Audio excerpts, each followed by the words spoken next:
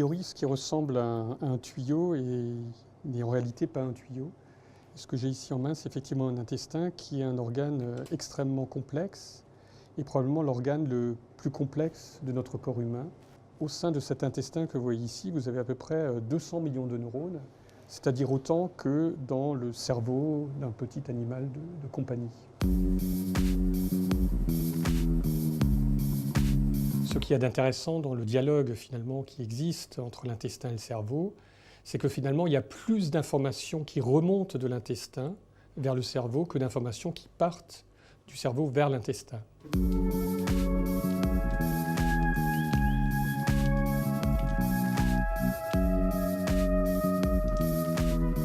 L'autre constituant finalement de l'intestin qui peut communiquer avec le cerveau, ce n'est pas un constituant propre de l'organe, mais c'est ce qu'on appelle le microbiote intestinal ou la flore bactérienne qui est contenue dans notre tube digestif, qui est composée de 100 000 milliards de bactéries et qui est de plus en plus reconnue comme jouant un élément central dans le développement de l'être humain.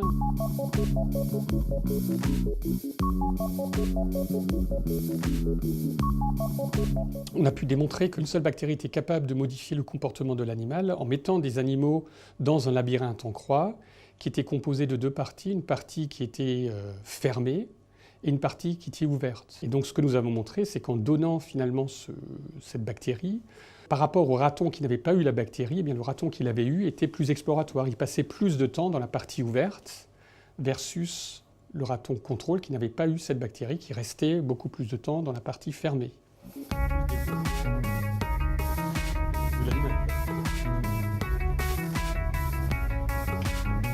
on a 14 embryons qui sont à 15 jours de vie d'une rate donc gestante. À la naissance, l'intestin n'est stérile et il n'est colonisé progressivement à partir du moment où il est exposé à son environnement extérieur, soit par voie vaginale, par exemple, soit par césarienne. Cette colonisation par le microbiote favorise le développement de nos neurones de l'intestin et favorise aussi le développement du cerveau en augmentant, par exemple, la connectivité neuronale.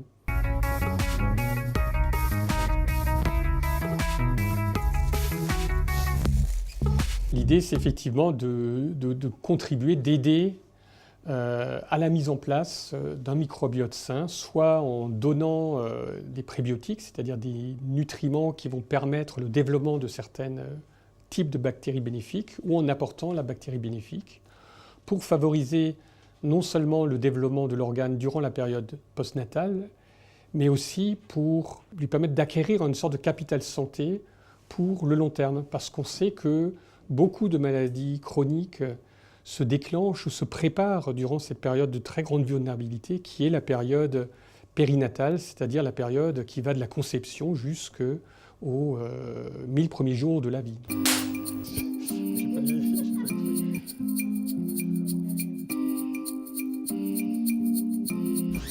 Relâche, repliez, et on relâche, et vous contractez. Allez, on contracte, ouvrez la main, allez.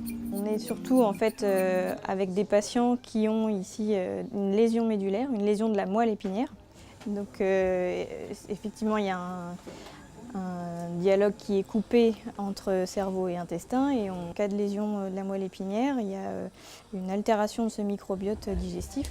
Et il y a notamment tout un cortège de bactéries qui vont produire notamment quelque chose qui s'appelle le butyrat, c'est un acide gras. On sait que ces bactéries-là, qui produisent justement cette chose accélératrice du transit, sont altérées en cas de lésion médulaire. On souffle. Et donc on va essayer de lancer une étude où on pourrait apporter cette substance comme un médicament, et ça pourrait nous permettre de restaurer cette fonction prokinétique, donc qui est accélératrice du transit. Pour traiter les maladies inflammatoires intestinales, le microbiote intestinal, c'est finalement comprendre son fonctionnement.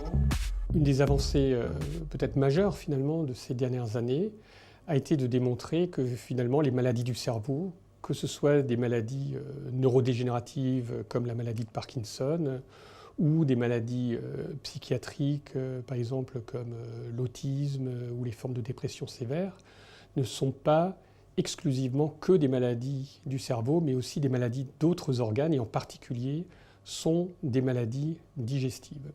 Avant même l'apparition des symptômes moteurs qui caractérisent la maladie de Parkinson, donc le tremblement par exemple, eh bien, les patients ont rapporté des troubles digestifs, et en particulier la constipation.